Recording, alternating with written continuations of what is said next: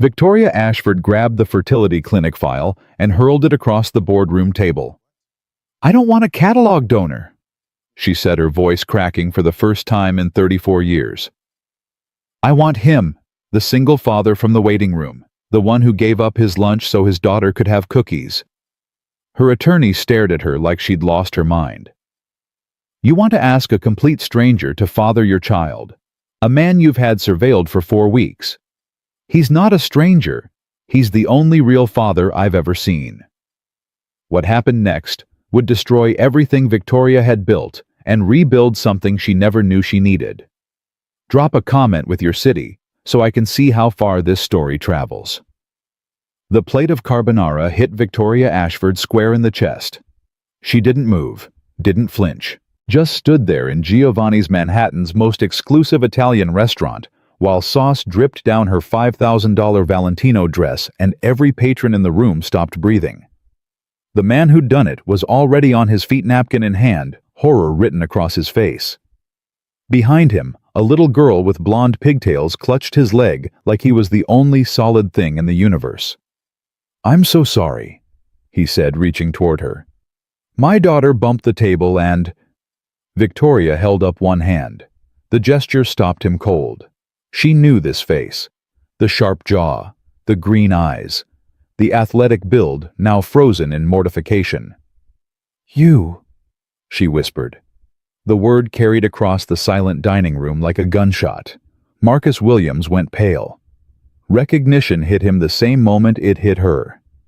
"The fertility clinic," he said slowly. "You're the woman from the waiting room. And you're the man who made the cruelest comment anyone has ever made to me." His daughter tugged his pants. "Daddy is the sad lady mad at us." Victoria's chest tightened. She remembered that voice, that gap-toothed smile, that brutal honesty that had cut through every wall she'd ever built. "Zoe," Marcus said quietly, "go sit down, sweetheart." "But Daddy, now please." The little girl retreated to their table, still watching with those enormous green eyes. Victoria grabbed a napkin from the nearest setting and dabbed uselessly at the sauce. Her hands were shaking. When was the last time her hands had shaken? "I believe," she said, keeping her voice low, "you called me an ice queen. In front of your daughter. In front of an entire waiting room full of strangers. You made her cry. I did no such thing. You looked at her like she was a bug on your shoe. She asked you a simple question, and you—" I answered her question. "You told a 6-year-old that some people aren't meant to be happy.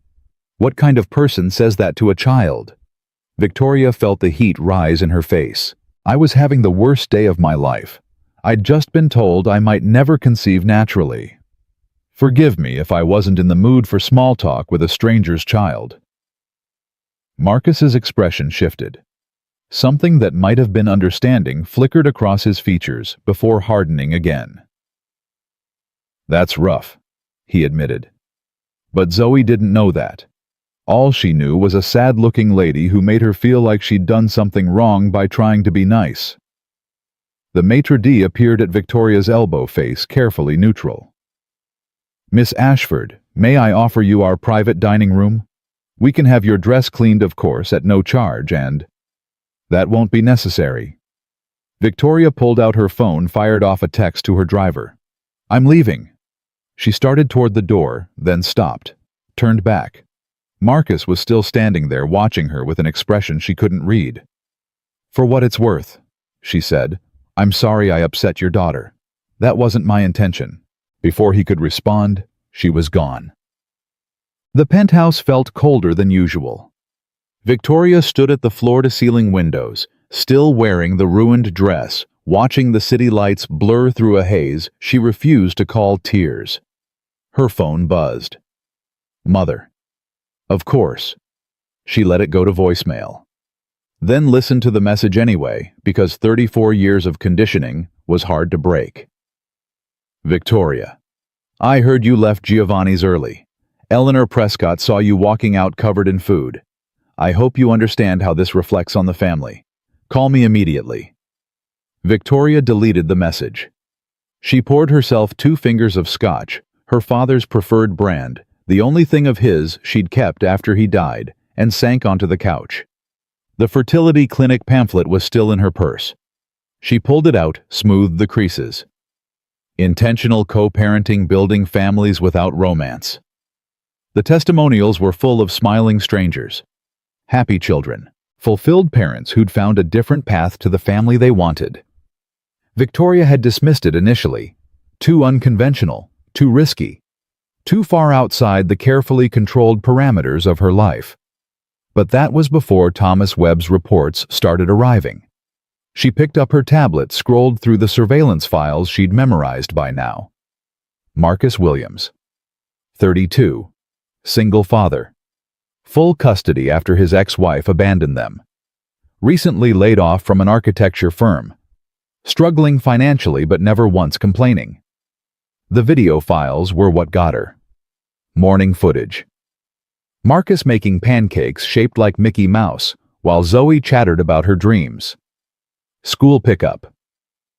Every single day, 3:30, exactly rain or shine. And every single day, Zoe's face lit up like Christmas when she saw him. The grocery store, Marcus holding cookies, doing mental math, putting back his own sandwich so Zoe could have what she wanted.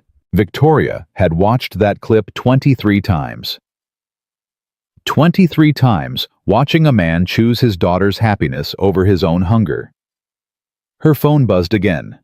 Mother. This time Victoria answered. I'm fine, Eleanor. You are not fine. You're hiding in that penthouse feeling sorry for yourself when you should be, I'm going to do something, Mother. Something you won't approve of. Silence on the line. When Eleanor spoke again, her voice had gone cold. What kind of something? I'm going to ask a man to father my child, not marry me, not date me, just be a father, a real one. Have you lost your mind? Possibly, but I'm doing it anyway. Victoria Ashford, if you think for one moment that I will allow... Victoria hung up. Her hands weren't shaking anymore. The text message took her 45 minutes to compose. She typed and deleted, typed and deleted. Every version sounded either too formal or too desperate, too presumptuous or too vague. Finally, she settled on simplicity. Mr. Williams, this is Victoria Ashford, from the fertility clinic and the restaurant. I have a proposition that will sound insane. Will you meet me to discuss?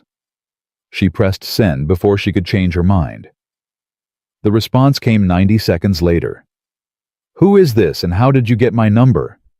Right. Normal people didn't expect random texts from billionaires. The woman your daughter spoke to at the fertility clinic. The one your carbonara just destroyed. May I buy you coffee? 3 dots appeared. Disappeared. Appeared again. This is extremely weird. I'm aware. But I'm curious enough to say yes. When and where Victoria named a diner in Brooklyn. His territory, not hers. Neutral ground where she'd be the one out of place. Tomorrow, 2 p.m. I'll be there. But if this is some kind of lawsuit about the dress, I should warn you, I'm currently between jobs and you'd be wasting your time. Despite everything, Victoria smiled. It's not about the dress, Mr. Williams, I promise. Rosie's diner smelled like coffee that had been brewing since the Reagan administration. Victoria arrived 15 minutes early, chose a corner booth, and immediately felt conspicuous. Her Max Mara coat screamed money in a room full of work boots and Carhartt jackets. The waitress approached with friendly skepticism. Help you, hon? Coffee, please, black. The mug that arrived was chipped. The coffee was surprisingly decent. Victoria wrapped both hands around it and tried to remember the last time she'd been in a place like this. College, maybe. Before her mother had systematically eliminated every aspect of her life that didn't align with Ashford standards. Marcus arrived exactly at 2. Punctuality, something they shared. He slid into the booth across from her, studying her face with an intensity that made her want to look away. She forced herself to hold his gaze. So, he said, what's this about no small talk, no pretense? Victoria appreciated that. I have a medical condition that makes natural conception extremely unlikely. I'm exploring alternative options for having a child. Okay?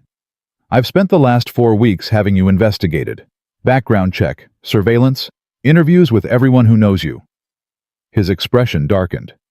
You did what? I needed to know if you were really the kind of father you appeared to be. Or if what I saw in that waiting room, what I saw with your daughter, was performance. You had me followed. You spied on my kid. I watched you give up your lunch so Zoe could have cookies. That stopped him. I watched you teach her to be brave on the playground by letting her risk falling instead of catching her before she could try. I watched you walk her to school every single day, regardless of weather, and actually listen when she talked. Victoria leaned forward. I saw every neighbor, every teacher, every friend describe you as the best man they know, and I decided that I want that for my child. Not a catalog donor, not artificial insemination from a stranger, a real father who knows how to love unconditionally. Marcus stared at her for a long moment. You're asking me to be a sperm donor. I'm asking if you'd consider co-parenting with me. Shared custody, shared decisions, shared responsibility, without romantic involvement. With a woman I don't know. A woman who had me surveilled like some kind of criminal. With a woman who will do whatever it takes to ensure her child has what she never had. Which is what? Victoria's voice didn't waver. A father who actually shows up. The silence stretched between them. Marcus picked up his coffee mug. Didn't drink, set it back down. What's in it for me? Financial security. For you and for Zoe. Not charity investment. You provide love and stability and everything I don't know how to give. I provide resources and everything you're currently struggling to maintain. We each bring what the other lacks. And if we can't stand each other, then we're no worse off than millions of divorced parents who manage to co-parent successfully despite mutual dislike. Marcus laughed. It wasn't a happy sound. Lady, you are something else. Is that a yes or a no? It's an I need to think about this. It's an I need to talk to my daughter. It's an I need to figure out if you're actually serious or if this is some kind of rich person joke I don't understand. Victoria pulled a business card from her purse and slid it across the table. My personal cell. Call when you're ready to talk again. Or don't if you decide this is too much. I'll understand either way. She stood, gathered her coat. Miss Ashford. She paused.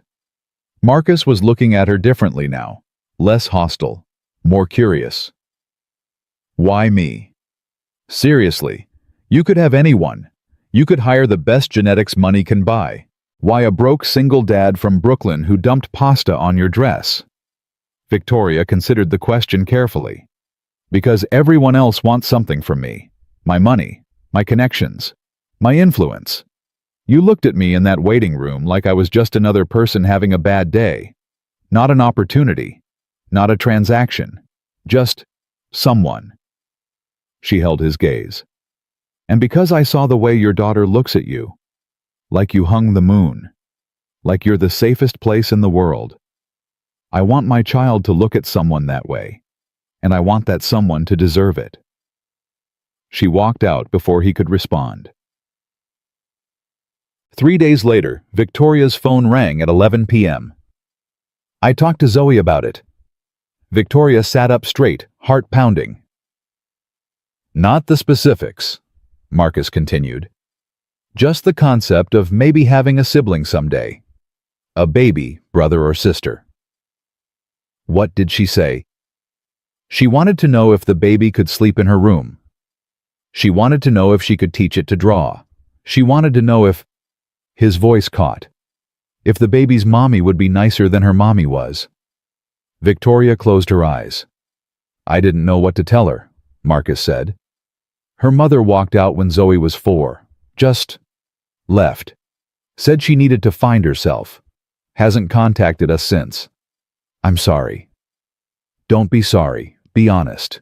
If we actually do this crazy thing, are you going to be there? Not just financially. Actually there. For the hard parts. For the messy parts. For all of it. Yes. You sound sure. I am sure. Why? You don't know how to be a mother. You said so yourself. No, but I know how not to be one, and I'm willing to learn the rest. Another long pause. Victoria could hear him breathing, could almost hear him thinking. I have conditions, he finally said.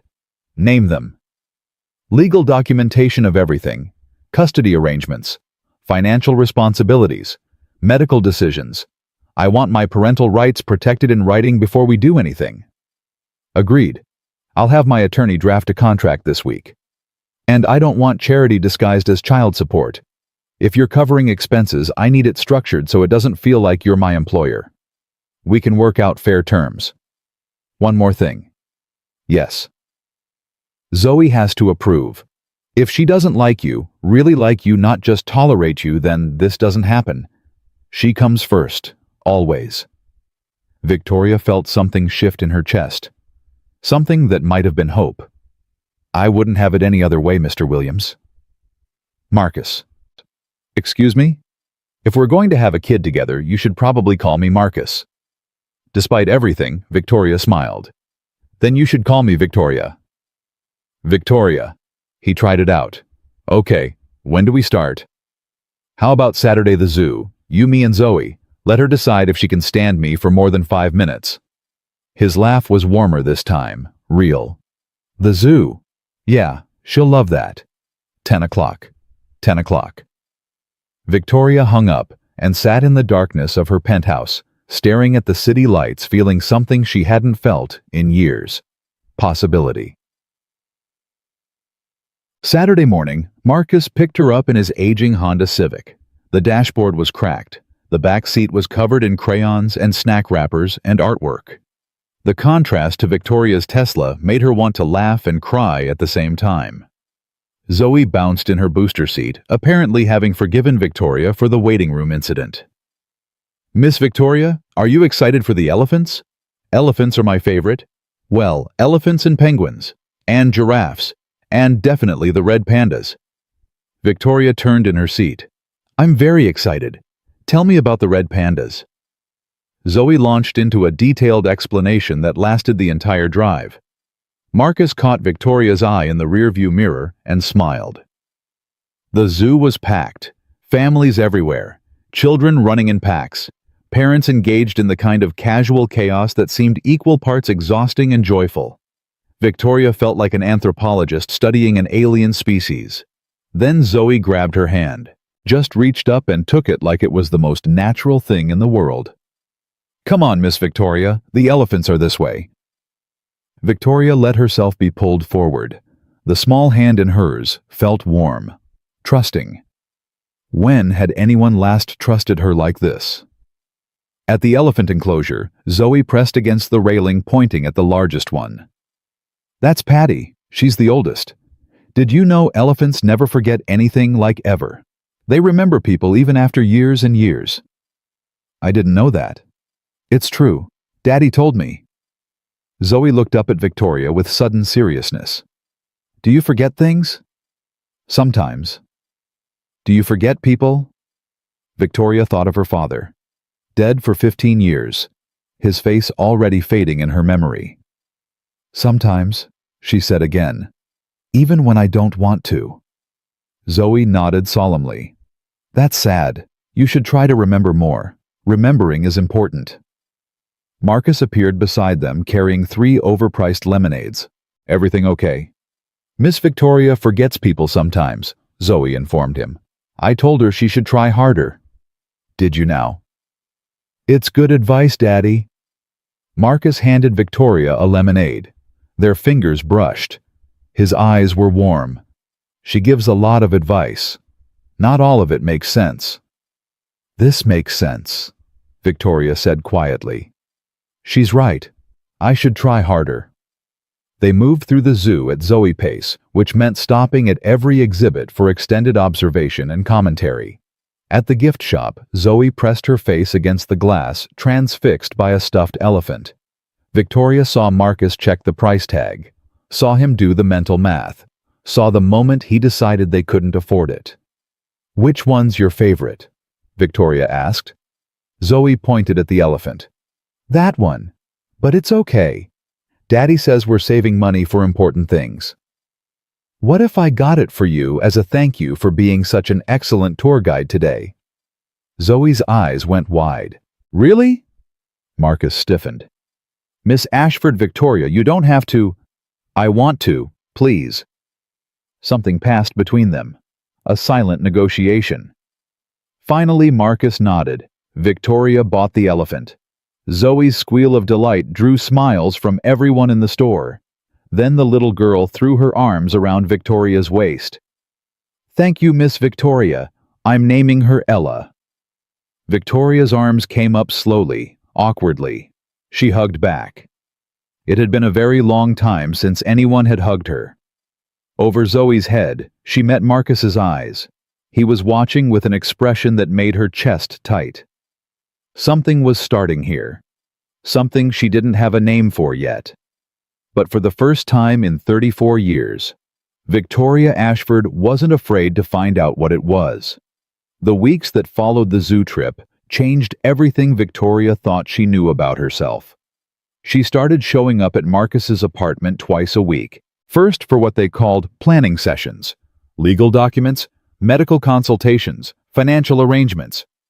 But the planning sessions kept getting derailed by Zoe's homework, help requests by dinner invitations, by bedtime stories that somehow required Victoria's participation. "You do the princess voice better than Daddy," Zoe informed her one evening, handing over a worn copy of Cinderella. "I do not do voices." "You do now. Page 12, the fairy godmother part." Victoria looked at Marcus for rescue. He just shrugged and grinned. "She's the boss. I learned that a long time ago." So Victoria did the fairy godmother voice, and the evil stepmother voice, and somehow ended up doing all the voices while Zoe giggled and Marcus watched from the doorway with an expression that made Victoria's stomach flip in ways she didn't want to examine too closely. The legal process moved forward with the kind of efficiency that money could buy. Jessica Park drafted contracts. Genetic testing confirmed compatibility. Dr. Hammond's psychological evaluation cleared them both, though not without pointed questions that made Victoria squirm. What happens if you develop romantic feelings for each other? Victoria's answer had been immediate. We won't. But that was before the juice incident. It happened on a Thursday evening. Victoria was at Marcus's apartment, a cramped Brooklyn space that smelled like laundry soap and kid shampoo and something indefinably warm. She'd been helping Zoe with her spelling words while Marcus cooked spaghetti. "Miss Victoria, how do you spell beautiful?" "Beautiful." Zoe wrote it carefully, tongue poking out in concentration. "Daddy says you're beautiful." Victoria's pen stopped moving. "He does?" "Uh-huh. He told Uncle Royce on the phone. He said you're beautiful but scary. What does scary mean when it's about a person?" Before Victoria could formulate a response, Zoe reached for her apple juice. The container was too big for her small hands. Victoria saw it happening in slow motion, the tip, the splash, the cold liquid soaking through her cashmere sweater. Zoe's face crumpled. I'm sorry, I didn't mean to." The terror in that small voice stopped Victoria cold. This wasn't normal upset. This was a child bracing for punishment, a child who expected anger. Victoria thought of her own childhood, the locked rooms, the cold silences, the systematic crushing of every emotional response until she'd learned to feel nothing at all. She knelt down so she was eye level with Zoe. "Hey, look at me." Zoe's eyes were wet, her lower lip trembling. "It's okay. Accidents happen to everyone. You're not mad. Not even a little bit. It's just a sweater. Sweaters can be washed." The relief on Zoe's face was so profound that something cracked inside Victoria's chest. She opened her arms and Zoe crashed into them, small body shaking with leftover fear. I'm sorry, Zoe kept whispering. I'm sorry. Shh, it's really okay, I promise. Over Zoe's head, Victoria saw Marcus standing in the kitchen doorway. His expression was unreadable, but his eyes were bright. When Zoe finally pulled back, wiping her nose with her sleeve, Marcus spoke quietly. That was exactly the right thing to do. What else would I have done? Yelled, gotten angry, made her feel terrible about a mistake. He paused. Her mother used to yell. A lot. Victoria stood still, feeling the phantom weight of Zoe's arms around her neck. I'm not her mother. No, Marcus said. You're not. Something shifted between them in that moment. Victoria couldn't name it, but she felt it, a door opening somewhere, letting in light she hadn't known she was missing. The therapy sessions with Dr. Hammond continued weekly. Victoria found herself saying things she'd never said out loud before. My mother locked me in my room when I was 8, for 24 hours, because I cried. Dr. Hammond's expression remained neutral, but her pen moved faster across her notepad. What made you cry? A kitten. I found a stray kitten and hid it in my room for 3 days.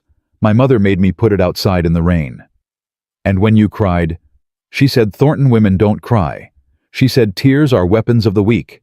She said when she opened the door the next day, I would be stronger. Were you? Victoria considered the question. I never cried again. Not once in 26 years. That's not strength, Victoria. That's survival. The distinction hit harder than Victoria expected. She'd spent her whole life believing her emotional numbness was an achievement, a skill, something that made her better than everyone else. What if it just made her broken? Marcus started calling late at night. The first time Victoria almost didn't answer, it was past midnight, and she assumed something was wrong. Is Zoe okay?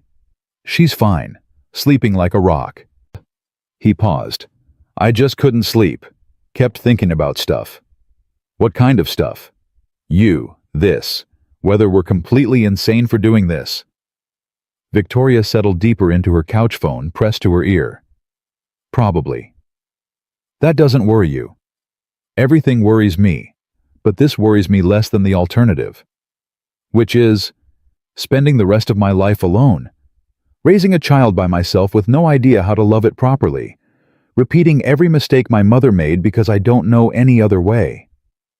The silence on the line stretched long enough that Victoria wondered if he'd hung up.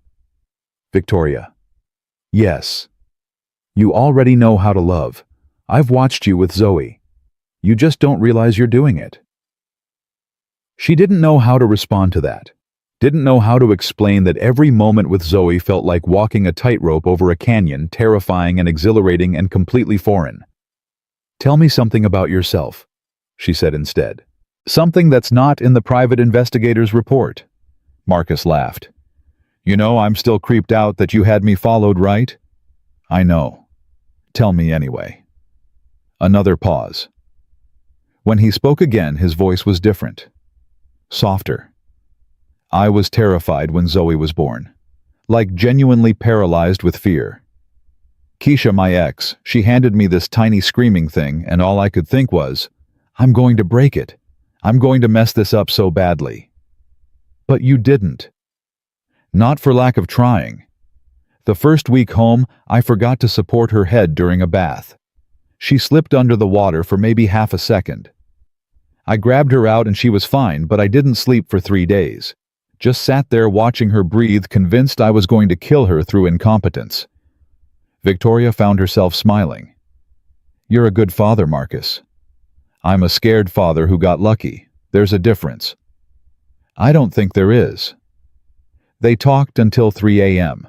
about his childhood in Queens, about her childhood in the Ashford penthouse, about the ways their mothers had shaped them, his through warmth and sacrifice, hers through coldness and control.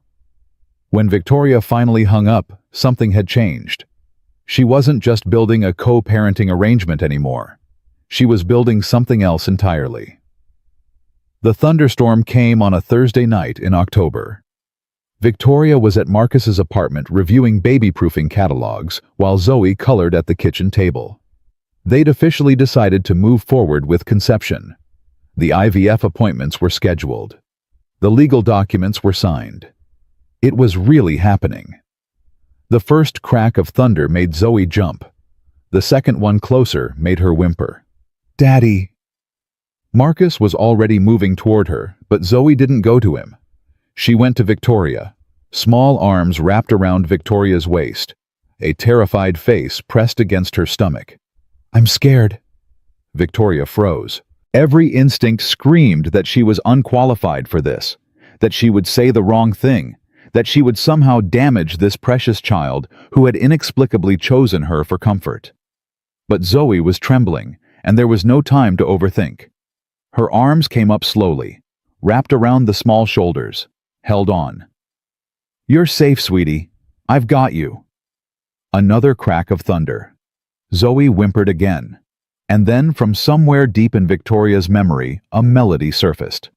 Something her nanny had sung when Victoria was very small, before her mother had decided the woman was too affectionate and dismissed her. French words about the moon and stars and being safe through the night. Victoria started singing.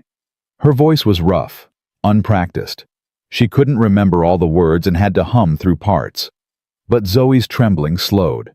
Her grip loosened. By the time the song ended, the little girl was calm. "That was pretty," Zoe said, pulling back to look at Victoria with wide eyes. "What language was that?" "French, a song someone used to sing to me when I was very little." "Will you sing it to my baby brother or sister?" Victoria's throat tightened. "You want me to?" "Yeah." It made me feel safe. The baby should feel safe too. Marcus was standing a few feet away. Victoria hadn't heard him approach. His eyes were wet. After Zoe was back in bed, they sat on the couch in silence. The storm had passed, but something else was building between them. Something Victoria didn't know how to name. "You're a natural," Marcus said finally. "You just don't believe it yet." "I didn't know what I was doing." That's what every parent feels. The fact that she came to you instead of me, that means something. What does it mean? It means she trusts you, completely. Victoria felt the words settle into her chest. I've never had that before. Someone trusting me, not for what I can do for them or what I can give them, just trusting me. It's terrifying, isn't it? Yes. Good. That means you care. He shifted closer, close enough that Victoria could feel the warmth radiating from his body. Can I tell you something? He asked. Yes. I've been trying really hard to keep this professional, to remember that we have an agreement, that this is about the baby, about co-parenting, about giving our kid the best possible start. Victoria's heart was pounding. But I think about you constantly. When you're not here, I'm counting hours until you come back. When you are here, I can't stop watching you. The way you look at Zoe. The way you're trying so hard to be someone different than who you were raised to be. He turned to face her. His eyes were serious. I'm falling for you, Victoria. I don't know how to stop it, and I'm not sure I want to. The words hung between them. Victoria should have said something sensible. Something about boundaries.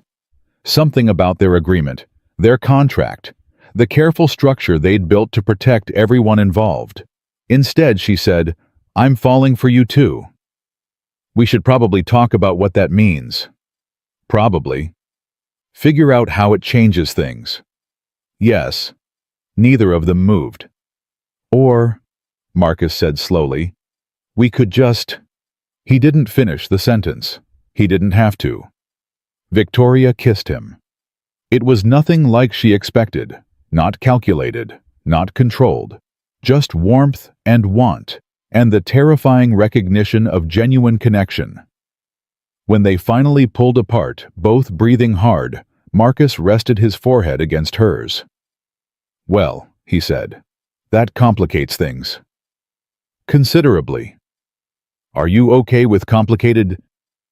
Victoria thought about her life before this. The penthouse that felt like a prison. The mother who had trained her to feel nothing. The decades of emptiness she'd accepted as normal. "I think," she said carefully, "that complicated might be exactly what I need." The late-night phone calls became something else after that. Not planning sessions, not business discussions, just talking. About everything. About nothing. "What was the happiest moment of your childhood?" Marcus asked one night, his voice warm through the phone. Victoria had to think. Really think. "There was a nanny. Before my mother fired her for being too affectionate. She used to take me to Central Park on her days off. We'd feed the ducks and she'd tell me stories about growing up in Ireland." "What happened to her?" "I don't know. My mother let her go when I was 7. I wasn't allowed to say goodbye." "That's brutal." "That was normal. In my family, attachment was weakness. The nanny got too close, so she had to go." "Is that why you're scared of getting close to people?" The question cut deeper than Victoria expected. "Probably. Every time I've loved something, it's been taken away. The nanny. The kitten. My father died when I was 19, heart attack completely sudden. My mother didn't even let me attend the funeral." "What?" "She said it would be too emotional, that I needed to be strong for the family. So she sent me to a board meeting instead and had the funeral without me." Marcus was silent for so long that Victoria wondered if she'd said too much, revealed too much, given him reasons to run. "I'm going to say something," he finally said, "and I need you to really hear it." "Okay." "What your mother did to you was abuse, not discipline, not tough love, abuse. And the fact that you survived it, that you're still capable of feeling anything at all, that you can love Zoe the way you do, that makes you one of the strongest people I've ever met." Victoria's eyes burned. She couldn't remember the last time someone had called her strong for her feelings rather than her lack of them. "I don't feel strong."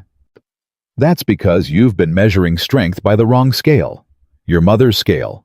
But strength isn't about not feeling. It's about feeling everything and choosing to stay soft anyway."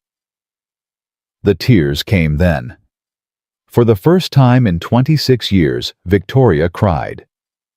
Not much. Just a few tears that slipped down her cheeks before she could stop them. But it was something.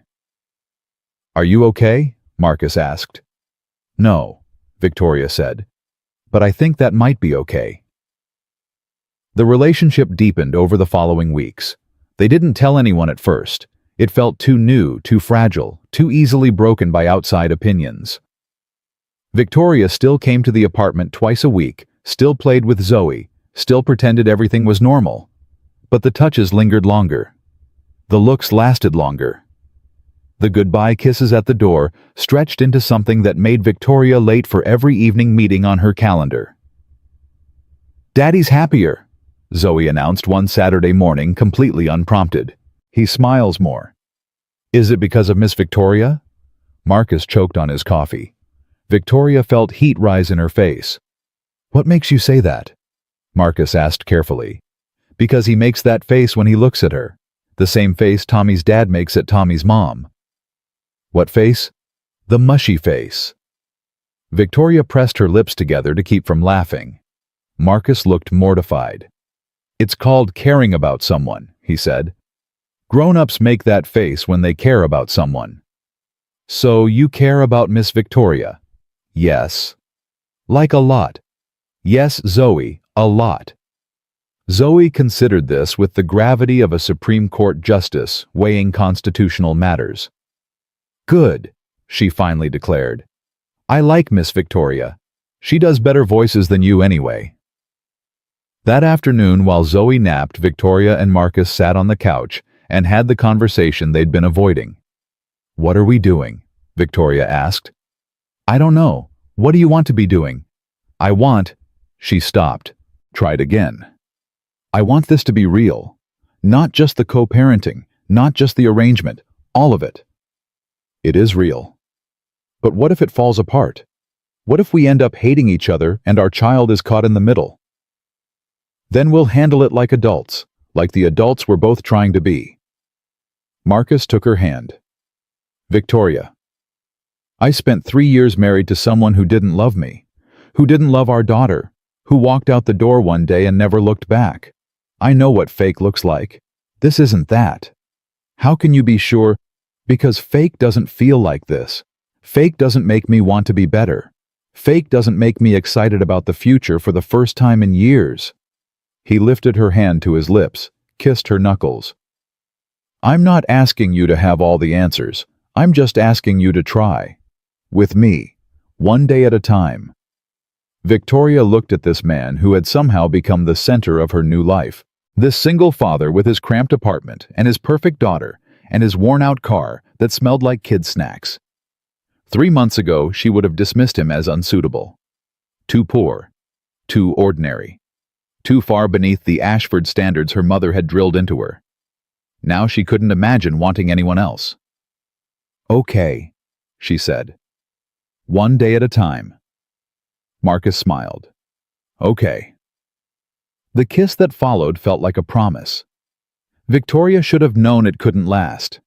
Happiness had always been temporary in her life, something to be snatched away the moment she started believing in it. She should have been watching, should have been careful. But love had made her careless. 3 weeks after that conversation on a rainy night in November, Victoria and Marcus were walking back to his apartment after dinner. Zoe was with Mrs. Hartley, their neighbor. They'd taken advantage of the rare alone time to eat at a restaurant that didn't have crayons on the table. The rain started unexpectedly. They ducked under a bodega awning, pressed close together, laughing about getting caught in the downpour. Marcus kissed her, and Victoria kissed back, not caring who might see. That was her mistake.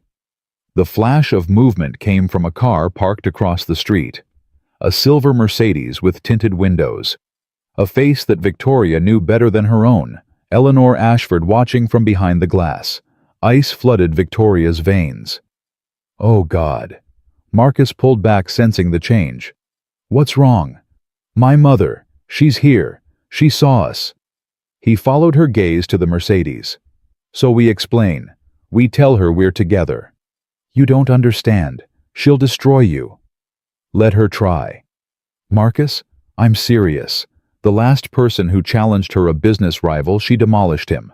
Career, reputation, family, everything.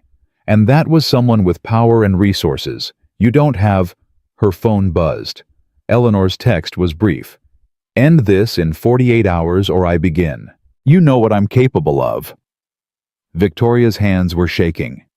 26 years of conditioning screamed that there was no choice here. Eleanor always won. Resistance was futile. "What does it say?" Marcus asked. Victoria showed him the screen. His jaw tightened. "She's threatening you." "She's threatening us, both of us. Zoe too." "Then we fight back." "With what? You don't have money. You don't have connections.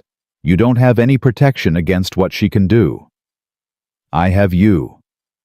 The simplicity of it broke something in Victoria's chest. He didn't understand. Couldn't understand.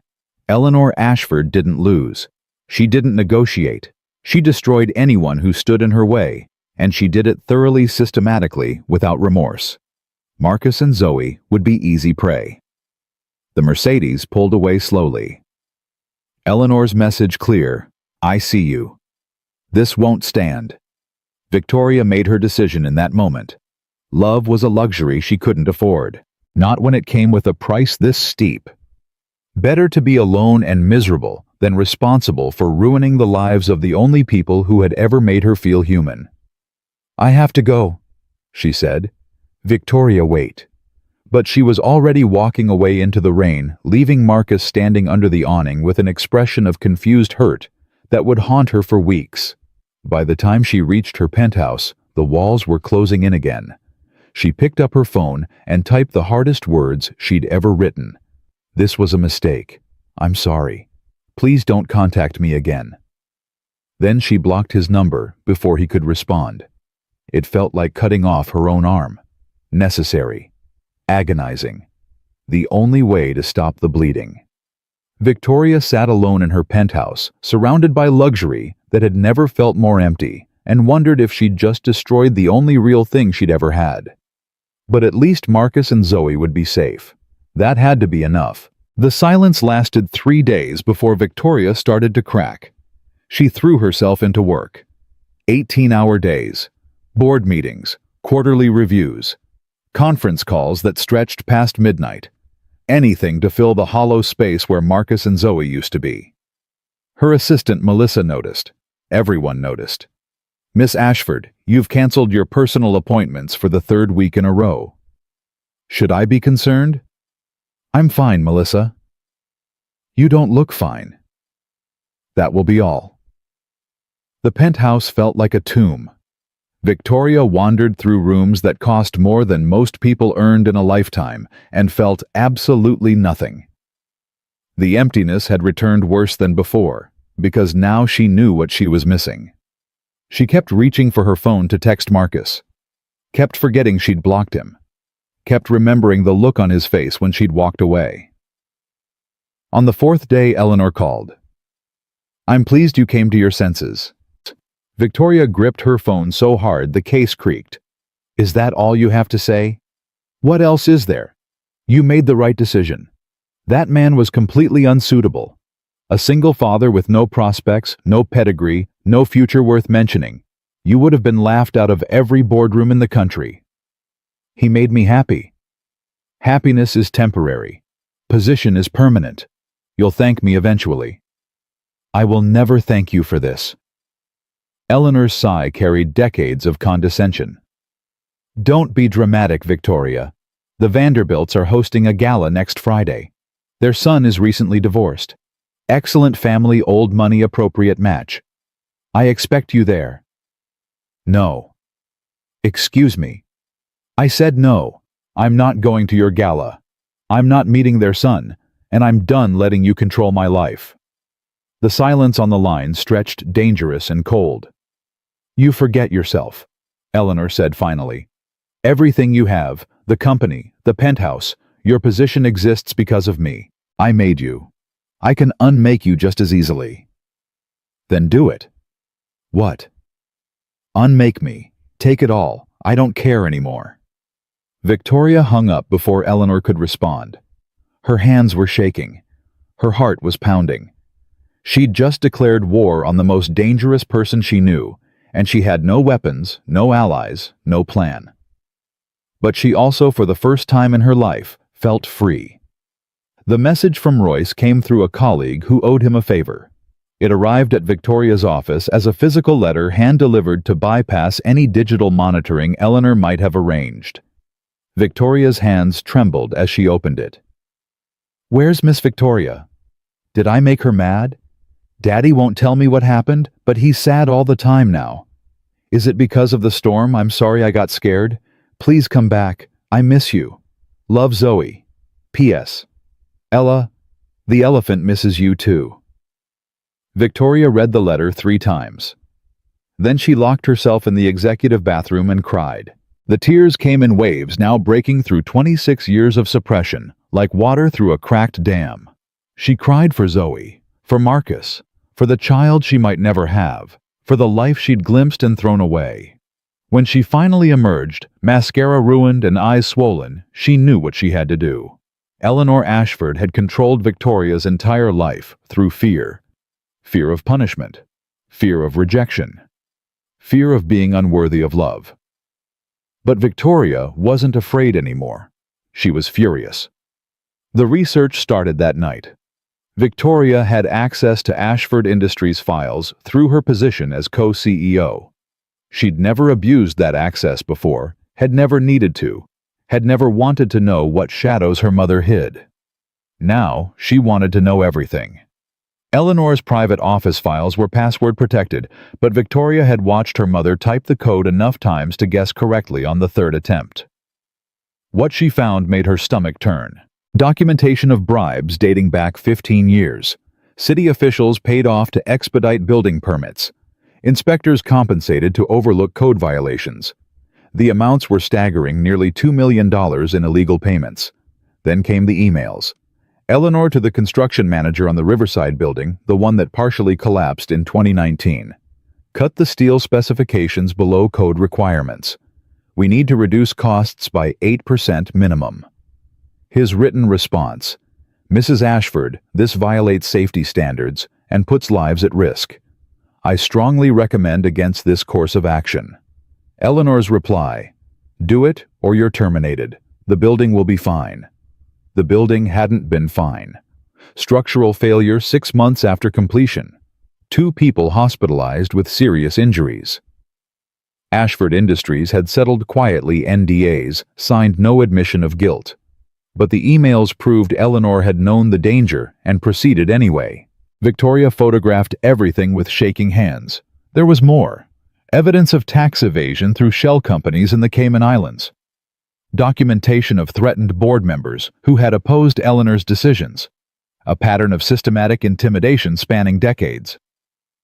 By the time she finished, Victoria had enough evidence to end her mother's career. Possibly send her to prison. She also had enough to destroy Ashford Industries, entirely taking innocent employees and shareholders down with it. The weight of the decision pressed on her chest like a physical force. "What would you do?" she whispered to the empty penthouse. "If you had the power to stop someone who'd hurt you your whole life, but stopping them might hurt others too." No answer came. She hadn't expected one, but she knew someone who might understand. Finding Aunt Grace took 3 phone calls and a 4-hour drive. Victoria hadn't seen her aunt since childhood. Eleanor had cut off contact when Grace refused to support some business decision, deeming her disloyal to the family. The cottage upstate looked like something from a postcard. White picket fence. Garden overflowing with flowers. A porch swing moving gently in the autumn breeze. The woman who opened the door was in her late 60s, gray-haired, wearing paint-stained overalls, and a warm smile that reminded Victoria heartbreakingly of what her mother might have been in a different life. "Victoria!" Grace's eyes widened. "My God, you look just like her, but your eyes are kinder." "May I come in?" The cottage interior was everything Eleanor would have despised. Cluttered with books and art supplies, warm with afternoon sun, lived in rather than curated. Photos covered one wall. Victoria found herself drawn to an image of young Grace with a man, both of them laughing. "That's James," Grace said, appearing at her shoulder. "We were going to be married. I was 32, he was 35, high school history teacher. The kindest man I ever knew." "What happened?" "Your mother happened." Grace settled into a worn armchair and gestured for Victoria to sit. "Eleanor told our mother that James was unsuitable. Wrong social class, wrong profession, wrong everything. When I refused to end things, she took matters into her own hands." "What did she do?" "Had him fired from his teaching position. Spread rumors that he'd had inappropriate relationships with students, completely fabricated but devastating nonetheless. The investigation destroyed his reputation. He left town rather than fight it." Grace's voice caught. "I never saw him again." Victoria thought of Marcus, of the CPS visit that was probably already being planned, of the fabricated accusations Eleanor could manufacture with a single phone call. "I came here to ask for your help," Victoria said. "I have evidence of Eleanor's crimes: bribery, tax evasion, safety violations that hurt people. I'm going to take it to the board, and then to authorities if necessary. You're going to war with your mother. I'm going to stop her from hurting anyone else, including the man I love." Grace studied her for a long moment. "Tell me about him." So Victoria did. Everything. The fertility clinic, the surveillance, the zoo trip, Zoe's questions about happiness, the juice incident, the thunderstorm, the kiss in the rain that had started the downfall. When she finished, Grace was smiling through tears. "You found it," she said. "What I lost, what Eleanor took from me. I'm trying to, but she's threatening to destroy him and his daughter, and I don't know how to fight her." "You fight her with the truth. That's the one thing Eleanor can't manipulate: facts, evidence, documentation." Grace stood and walked to an old desk in the corner. I've kept things, over the years. Letters she sent threatening me. Records of the lies she told to destroy James. I never knew what to do with them. She pulled out a thick folder and handed it to Victoria. Now I do. Victoria spent 3 hours going through Grace's documentation. Letters from Eleanor explicitly threatening to ruin Grace if she didn't comply with family expectations. Evidence of the fabricated accusations against James. A pattern of manipulation and control spanning 30 years. I'll testify, Grace said, to whatever board or committee or court needs to hear it. Eleanor has gotten away with this for too long. I should have stood up to her decades ago. Maybe if I had, you wouldn't have grown up the way you did. It's not too late. No. Grace took Victoria's hands. It's not. But you need to be prepared for what comes next. Eleanor won't go down quietly. She'll burn everything around her before she admits defeat. I know. Including you. Including the people you love. Victoria thought of Marcus's face when she'd walked away. Of Zoe's letter. Of the family she'd thrown away to protect them from exactly this. Then I need to warn them, she said. Before this starts, they deserve to know what's coming. Do they know you still love them? The question cut deep. Victoria shook her head. Then maybe start with that. The drive back to Brooklyn took 3 hours through rush hour traffic. Victoria used the time to compose and delete a dozen different messages. Every version sounded wrong, too formal, too desperate, too small for the weight of what she needed to say. Finally, she gave up on words. She unblocked Marcus's number and typed one sentence. I made a terrible mistake. Can we talk? The response took 45 minutes. 45 minutes of staring at her phone, convinced he'd decided she wasn't worth the trouble. Then, Rosie's, tomorrow, 2 p.m. Don't block me again. I won't. I promise. The diner looked exactly the same, but everything felt different. Marcus was already there when Victoria arrived. He didn't stand, didn't smile, just watched her slide into the booth across from him with an expression that was carefully, deliberately neutral. Talk, he said. Victoria took a breath. My mother saw us that night, in the rain. She texted me an ultimatum: end things in 48 hours or she'd destroy you. So you just walked away, without telling me. I was trying to protect you. By disappearing. By making Zoe think she did something wrong. The words landed like blows. Victoria forced herself not to look away. I made a mistake. A terrible mistake. I thought protecting you meant staying away. I thought if I just cut off contact she'd leave you alone. And did she? Victoria's stomach dropped. What do you mean? CPS showed up at my apartment 3 days ago. Anonymous complaint about my living situation and my fitness as a parent. They wanted to interview Zoe about whether she felt safe. Oh God. Yeah, oh God. Marcus's voice was bitter. They found nothing, of course, because there's nothing to find. But Zoe was terrified. She thought someone was going to take her away. Victoria felt sick. She'd sacrificed everything to keep them safe, and Eleanor had attacked anyway. I'm so sorry.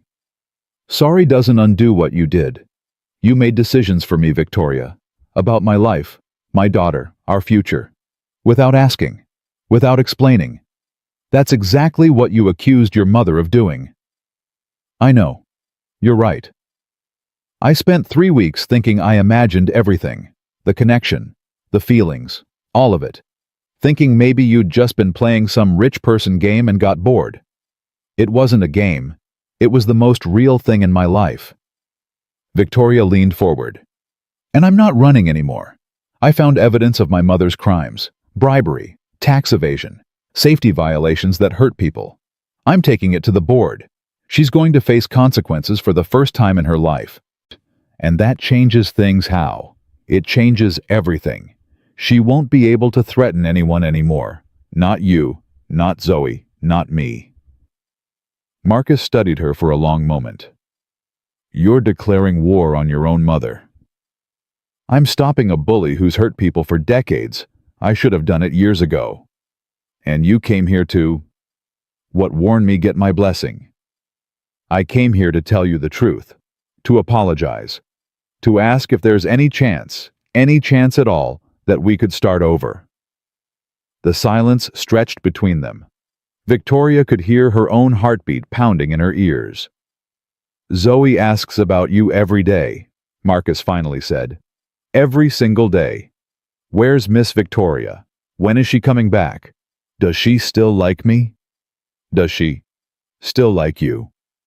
Marcus shook his head. "Victoria, that little girl loves you, and you walked away without saying goodbye." "I know." "That broke something in her. The trust she was building, the security she was starting to feel, you damaged that." The words cut deeper than anything Eleanor had ever said. "I can fix it," Victoria said. "If you let me try, I can earn back her trust, and yours." "Can you?" "I don't know, but I want to try. I want to be there, for all of it, the hard parts and the messy parts and everything in between." Marcus reached across the table, took her hand. "This is going to get ugly," he said. "Your mother isn't going to let you go without a fight." "I know. She'll come after us, both of us. She'll use everything she has."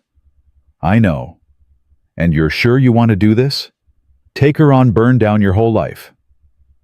Victoria thought about the penthouse that felt like a prison, the career built on a foundation of fear, the decades of emptiness she'd accepted as normal. "My whole life isn't worth saving," she said. "But this is. You and Zoe, and whatever we might build together, that's worth fighting for." Marcus's grip tightened on her hand. "Then we fight together," he said. "No more running. No more protecting me by leaving. Whatever comes next, we face it as a team. Partners. Partners." He stood, pulled her to her feet, and kissed her in the middle of Rosie's diner while the waitress pretended not to watch. When they finally pulled apart, Marcus was smiling for the first time since she'd walked in. "Zoe's with Mrs. Hartley," he said. "She doesn't know you're back yet." "Can we go get her?" "Yeah." He took her hand. "Let's go get her." The reunion with Zoe was everything Victoria needed and nothing she deserved. The little girl saw her from across the playground and froze.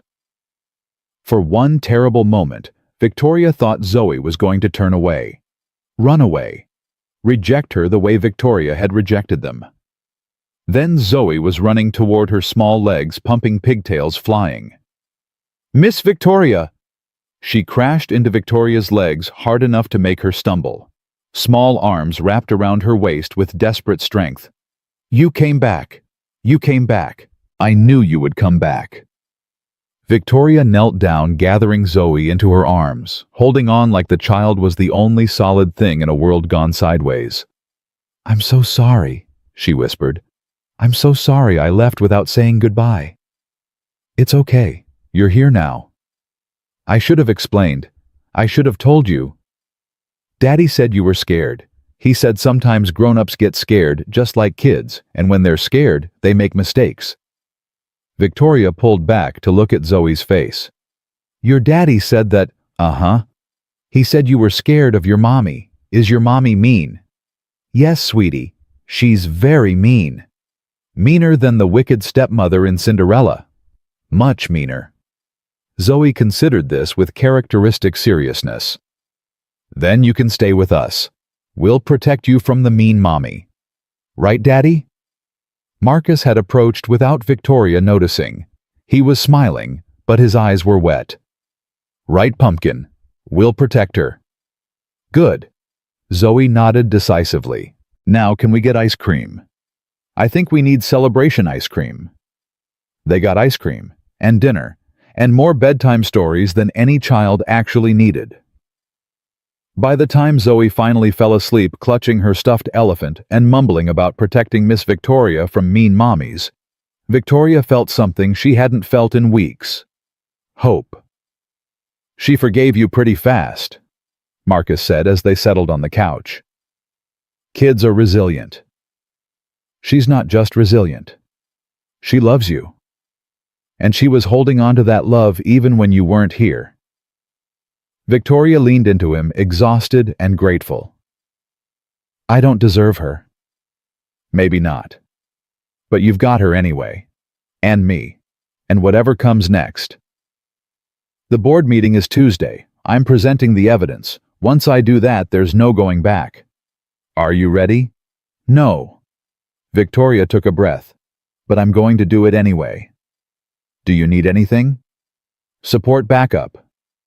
I need you to keep Zoe safe. Whatever happens in that boardroom, Eleanor's going to retaliate. She might come after you again. Let her try. Marcus. I mean it. I've been a target before. When Keisha left, when money got tight, when it seemed like everything was falling apart, I survived. I'll survive this too. And so will Zoe. He pulled her closer. You focus on taking down Goliath. I'll hold down the fort. Victoria closed her eyes and let herself lean into his strength. I love you, she said. The words came out before she could stop them. I know. Marcus kissed the top of her head. I love you too. Even when you're an idiot who runs away instead of talking to me. I'm working on that. Good. Because if you ever do it again, I'm coming after you. And I'm bringing Zoe. And probably the stuffed elephant. We'll stage an intervention. Despite everything, Victoria laughed. The sound surprised her. She hadn't laughed, really laughed in weeks. But here in this cramped apartment that smelled like kid shampoo and spaghetti sauce, wrapped in the arms of a man who loved her despite her worst decisions, Victoria felt something she'd never expected to feel. Home. The battle was coming. Eleanor would fight with everything she had. The board meeting would be brutal, the aftermath worse. But for the first time in her life, Victoria wasn't facing it alone. And that made all the difference. The 5 days before the board meeting passed in a blur of preparation and terror. Victoria barely slept. She reviewed documents until her eyes ached. She rehearsed her presentation until the words lost meaning. She met with Mitchell Sterling, the attorney who would stand beside her when she detonated a bomb in the middle of Ashford Industries. You understand what you're doing, Sterling said during their final preparation session. Once you present this evidence, there's no taking it back. Your mother's career is over. The company will face investigation. Your own position becomes complicated. I understand. Your mother will fight. She has resources, connections, decades of leverage built up across this industry. She won't go down quietly. I know who she is. Do you? Sterling leaned forward. I've seen people like Eleanor Ashford before. When they're cornered, they become dangerous, not just professionally, personally. She might try to hurt you in ways that have nothing to do with business. Victoria thought of Marcus, of Zoe, of the family she was trying to build while simultaneously destroying the one she'd been born into. That's why I'm doing this now, before she can do any more damage. Sterling nodded slowly. Then let's make sure we do it right. The night before the meeting, Victoria couldn't stay away from Marcus's apartment. She showed up at 9 o'clock, still in her work clothes, hands shaking from too much coffee and not enough sleep. You should be resting, Marcus said, pulling her inside. I can't rest. Every time I close my eyes, I see her face. I see what she's going to do when I walk into that boardroom. What's she going to do? Fight, lie, manipulate, turn everyone against me. She's been doing it for 30 years. She's very good at it. Marcus guided her to the couch, sat her down, wrapped a blanket around her shoulders like she was a child recovering from a nightmare. Tell me something, he said. What? When you were growing up, did you ever stand up to her, even once? Victoria thought back through decades of compliance. The locked rooms, the silent dinners, the systematic destruction of every spark of rebellion. Once, she said finally. When I was 16, she wanted me to break up with a boy I was dating, said he was unsuitable. I refused, said I loved him. What happened? She had him expelled from school, spread rumors that he'd been selling drugs. His family moved away to escape the scandal. Victoria's voice flattened. I never tried again after that. But you're trying now. Now I have something worth fighting for. Marcus took her hand. I want to be there tomorrow, in the boardroom. Marcus. I know I can't do anything official. I know I'm just the broke guy from Brooklyn dating the CEO's daughter. But I want to be there. So you know you're not alone. Victoria felt tears threatening again. She'd done more crying in the past month than in the previous 26 years combined. She'll use you against me. She'll say I'm doing this because of you. Because you've manipulated me. Let her say it. We both know the truth. The truth doesn't always matter in rooms like that. It matters to us. Marcus squeezed her hand. And maybe that's enough. Victoria stayed until midnight, then forced herself to go home and try to sleep. She managed 4 hours of fitful rest filled with dreams of locked rooms and crying kittens, and her mother's cold voice saying, "Thornton women don't cry." When she woke, the fear was still there.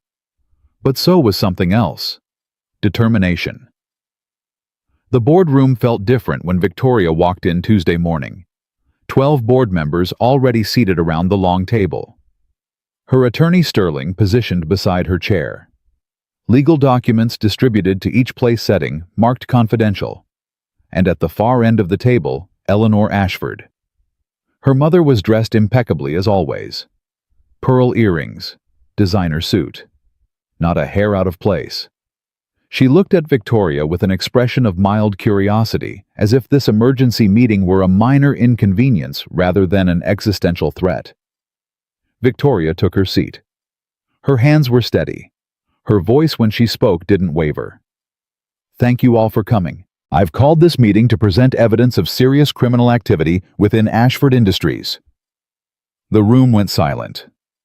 Specifically, Victoria continued, I have documentation of systematic bribery of city officials over a 15-year period, tax evasion through offshore shell companies, and safety code violations that directly led to the Riverside building collapse in 2019. This is absurd, Eleanor said calmly. My daughter is clearly going through some kind of emotional crisis. I suggest we adjourn and allow her time to— The evidence is in front of you, Victoria interrupted. Bank records, wire transfers, emails explicitly ordering safety specifications to be reduced below code. I encourage you to review it. The board members began flipping through the documents. Victoria watched their faces change as the scope of the evidence became clear. Harold Westbrook, the chairman, spoke first. These emails, Eleanor, you explicitly ordered steel specifications reduced. Those emails are fabricated. Obviously. The metadata confirms their authenticity, Sterling said. We've had them independently verified by 3 separate forensic specialists. Then the specialists were bribed. My daughter has apparently decided to stage a coup, and she's willing to manufacture evidence to do it. I also have testimony, Victoria said, from Grace Ashford, your sister, documenting a pattern of manipulation and destruction going back 30 years. And I have the construction manager from the Riverside project willing to testify that you personally pressured him to cut corners. Eleanor's composure cracked for the first time. A flicker of something fear maybe, or rage crossed her features before being suppressed. You've been busy, she said. I learned from the best. This is about the man, isn't it? The single father. You're destroying our family because he's convinced you to turn against me. This is about you. About what you've done, about what you've been doing for decades while everyone looked the other way. I built this company. I made Ashford Industries what it is today. You built it on bribery and intimidation. You maintained it through threats and manipulation, and you hurt people, real people, to protect your position. Victoria stood. She needed to be standing for this. I'm asking the board to vote on Eleanor Ashford's immediate suspension pending full investigation.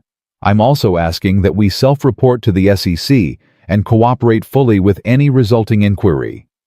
If you do this, Eleanor said quietly, you'll destroy everything. Not just me, everything your grandfather built, everything your father worked for. Dad would have been ashamed of what you've done. He believed in doing things right. He believed in integrity. Your father was weak. That's why he died at 52. The stress of trying to be honorable in a dishonorable world killed him. The room went completely still. Victoria felt the words hit her like a physical blow. All these years she'd believed her father's heart attack was random bad luck. Now she wondered how much stress Eleanor had caused him, how much pressure, how much pain. "Call the vote," she said. Her voice sounded strange in her own ears. Harold Westbrook cleared his throat. "All in favor of suspending Eleanor Ashford pending investigation." 7 hands went up. Opposed, 2 hands. Board members who had been close to Eleanor for years, who probably had their own reasons to fear what an investigation might uncover. Abstaining, 3 hands including Harold himself. "The motion passes," Harold said. "Eleanor, you are suspended from your position effective immediately. Security will escort you from the building." Eleanor stood slowly. She gathered her papers, her purse, her composure. When she reached the door, she turned back. "You think you've won," she said to Victoria. "You haven't. You've just started a war you can't finish." Then she was gone. The silence lasted exactly 4 seconds before the room erupted. The hours after the vote blurred together. Legal consultations, press statements, calls from shareholders demanding explanations. Victoria handled it all on autopilot, her mind still stuck on her mother's final words. "You've just started a war you can't finish." She knew Eleanor too well to dismiss the threat. The first attack came that evening. Victoria's phone started buzzing with news alerts around 6 p.m. She opened the first one and felt her blood go cold. Ashford heiress in shocking affair with unemployed single father. The article included photos. Victoria and Marcus kissing in the rain. Victoria leaving his Brooklyn apartment. Victoria at the zoo with Zoe. The narrative was brutal. Troubled billionaire abandons family legacy for ill-advised romance with gold-digging single father. Unnamed sources questioned Victoria's mental stability. Experts speculated about manipulation and undue influence. By morning, it was everywhere. Marcus called at 7 a.m. "Have you seen the news?" "I've seen it. They're saying I'm using you for money, that I targeted you at the fertility clinic." "I know." "Victoria, my daughter's school called. Parents have been asking questions. Other kids are talking about Zoe's dad being on the news." The guilt hit Victoria like a wave. She'd known Eleanor would retaliate. She'd warned Marcus it would get ugly. But hearing it actually happening, hearing the pain in his voice, was different from anticipating it. "I'm so sorry." "Don't apologize. This isn't your fault." "It's exactly my fault. I started this war. You and Zoe are collateral damage." "We're not collateral damage. We're your family. And family doesn't run when things get hard." Victoria's throat tightened. How is Zoe handling it? She doesn't understand most of it. But she knows something's wrong. She keeps asking why people are being mean about Miss Victoria. "What did you tell her?" "I told her that sometimes people say mean things about people they don't know, and that the only thing that matters is how we treat each other." "That's good. That's exactly right." "Victoria." Marcus's voice softened. "We're going to get through this. All 3 of us. Whatever she throws at us. What if it gets worse? Then we handle worse. Together." It got worse. The second attack came 3 days later, another CPS visit. This time with more pointed questions, more invasive documentation, more obvious intent to find something, anything that could be used against Marcus. Victoria was at the apartment when they arrived. She watched the social worker make notes about the small space, the second-hand furniture, the fact that Marcus slept on a pull-out couch so Zoe could have the bedroom. "Is there a reason you're both living in such cramped conditions?" the social worker asked. "Because it's what I can afford," Marcus said calmly. "Your girlfriend is a billionaire. Surely she could help with housing." "My girlfriend has offered. I've declined. I don't want my daughter growing up thinking money solves everything." The social worker made another note. Victoria stepped forward. Is this investigation based on legitimate concerns, or is it based on an anonymous complaint from someone with a vendetta? I'm not at liberty to discuss the source of complaints. Then I'll tell you who it is. Eleanor Ashford, my mother, who is currently under investigation for multiple felonies and is using the child welfare system to harass her daughter's partner. The social worker's pen stopped moving. This is abuse of process, Victoria continued. And when the investigation into my mother concludes, I'll be recommending that her manipulation of CPS become part of the charges. Miss Ashford, you can finish your inspection. You won't find anything wrong because there's nothing wrong. But I want it on record that this visit happened because of Eleanor Ashford's personal vendetta, not because of any legitimate concern about this child's welfare. The social worker left 20 minutes later finding nothing. But the damage was done. Zoe had hidden in her room the entire time, clutching her stuffed elephant, asking Daddy why the lady was in their house again. That night, after Zoe was finally asleep, Victoria and Marcus sat in the dark living room and faced the reality of their situation. She's not going to stop, Marcus said. No. What else can she do? She's already suspended. The investigation is ongoing. What cards does she have left? Money, connections, decades of favors owed. She can make our lives miserable even from the sidelines. So what do we do? Victoria had been thinking about this for days. The answer wasn't pleasant, but it was necessary. I need to talk to her, face to face. One last time. Why? Because this isn't sustainable. She'll keep attacking until someone stops her.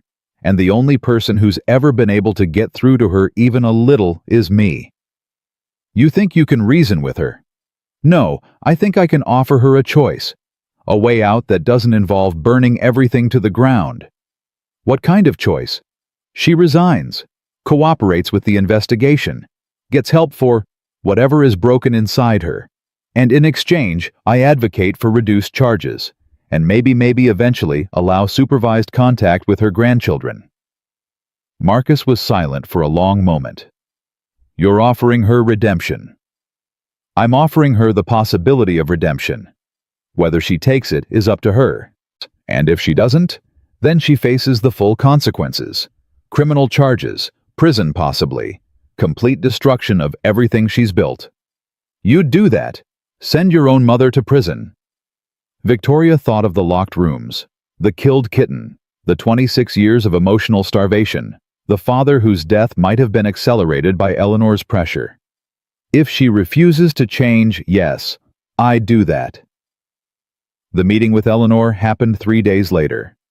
Victoria chose the location carefully: Eleanor's penthouse, her mother's territory. A place where Eleanor would feel powerful in control, less likely to lash out unpredictably. The woman who answered the door looked nothing like the polished executive Victoria had faced in the boardroom. Eleanor's hair was uncombed. She wore no makeup. Her silk robe was wrinkled, stained with something that might have been coffee or wine. You came to gloat, Eleanor said flatly. I came to talk. There's nothing to talk about. You've destroyed me. You destroyed yourself. I just showed people the evidence. Eleanor stepped back, allowing Victoria to enter. The penthouse was a mess. Papers scattered across surfaces, empty glasses on every table. The carefully curated space Victoria remembered from childhood had been transformed into something chaotic and desperate. What do you want? Eleanor asked. I want to offer you a choice. Victoria sat down uninvited. After a moment, Eleanor sat across from her. The investigation is going to conclude, Victoria said. When it does, you'll face criminal charges, bribery, tax evasion, negligence resulting in injury. You could get 10 years, minimum. I'm aware. But there's another option. You resign formally, cooperate fully with investigators, enter therapy, real therapy with a specialist in trauma and control issues. And you stay away from me, from Marcus, from Zoe while you do the work. And in exchange, I advocate for leniency, reduced charges, possibly no prison time if you're genuinely working to change. Eleanor laughed. It was an ugly sound. You think I need to change? I built an empire. I created something from nothing. Everything I did for this family.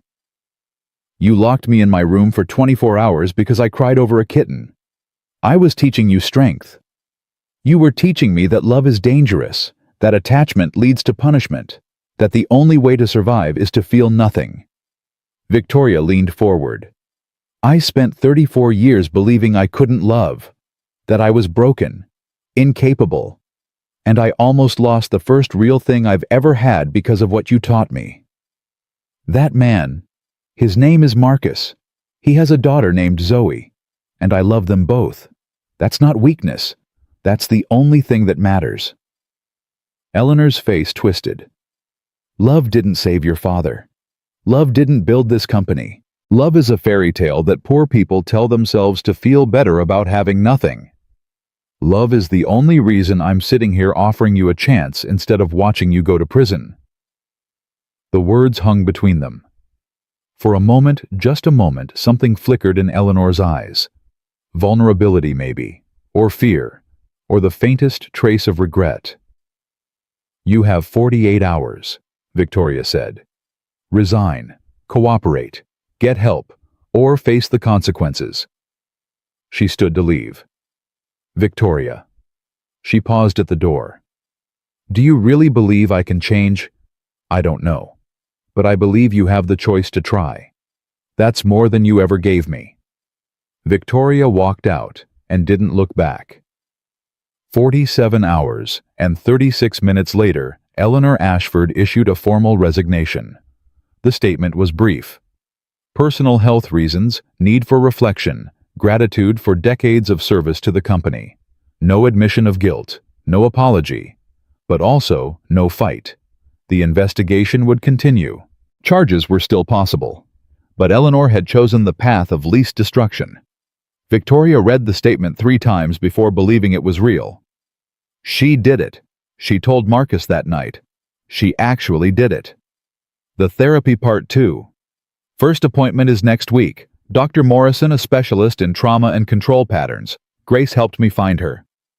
And you believe she'll actually go? I believe she'll try. For the first time in her life, she doesn't have another option. Marcus pulled her close. How do you feel? I don't know. Relieved, sad, confused. Victoria paused. She's my mother. I know what she did. I know who she is. But part of me still wanted her to be different. That's not weakness. That's being human. She might never change. The therapy might not work. She might just be going through the motions.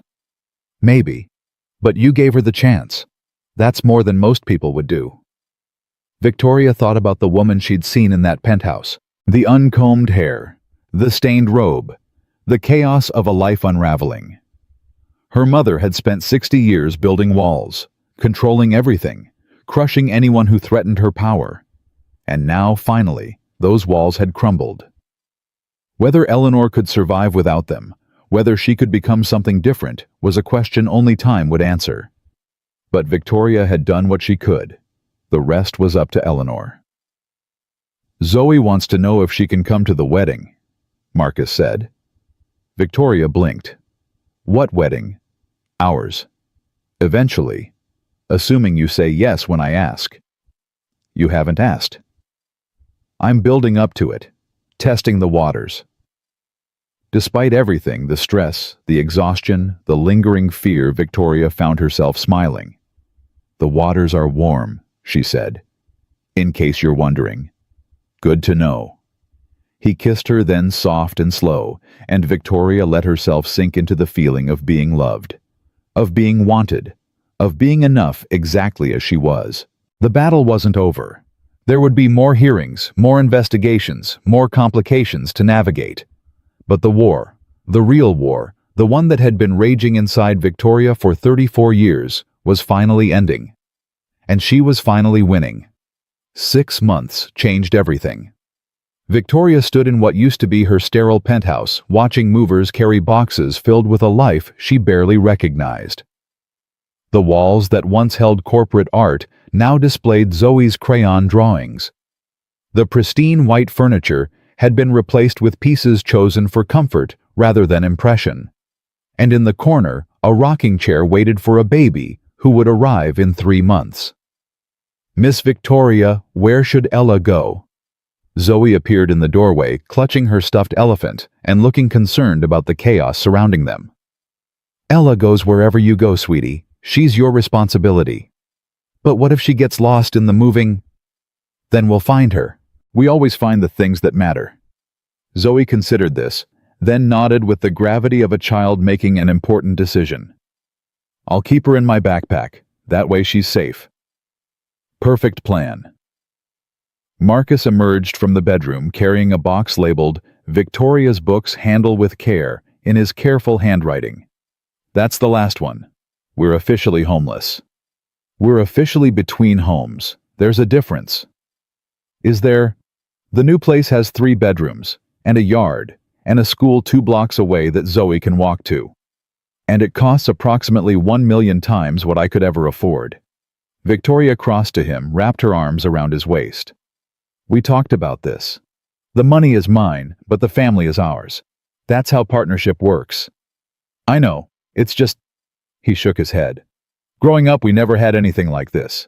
And now I'm moving into a brownstone in Park Slope because my wife is a billionaire. Fiancé. We're not married yet. Technicality.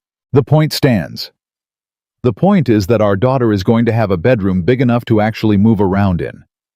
And our son is going to have a nursery that doesn't share a wall with the neighbor's television." Marcus's hand moved to her stomach, resting on the curve that grew more visible every week. "Our son," he repeated softly. "I still can't believe it worked." Dr. Simmons said the chances were less than 5%. Apparently were statistical anomalies. "I prefer miracle." "You would." He kissed her forehead. "Come on. The truck's waiting." They drove to the new house in Marcus's Honda Civic. Victoria's Tesla had been sold months ago, the money donated to a scholarship fund for architecture students. Material excess had lost its appeal somewhere between falling in love and choosing to build a real life. The brownstone was beautiful in ways that had nothing to do with price. Original woodwork, built-in bookshelves, a backyard with a tree that Zoe had already claimed for a future treehouse. "This is where we're living now?" Zoe asked, her face pressed against the car window. "This is home," Victoria said. "What do you think?" "I think it's perfect. Can I pick my room first?" "You can pick your room first." Zoe was out of the car before the engine stopped racing toward the front door with the enthusiasm that made her so easy to love. Marcus took Victoria's hand. "You okay?" "I'm terrified." "Of what?" "That I'll mess this up. That I'll become my mother without realizing it. That I'll say the wrong thing or do the wrong thing and damage our kids the way she damaged me." "You won't." "How can you be so sure?" "Because you're asking the question. Because you're worried about it." He squeezed her hand. Bad parents don't worry about being bad parents. They just assume they're right and everyone else is wrong. That sounds like something from a parenting book. "It's from therapy, Dr. Hammond's been helpful." Victoria smiled despite her fears.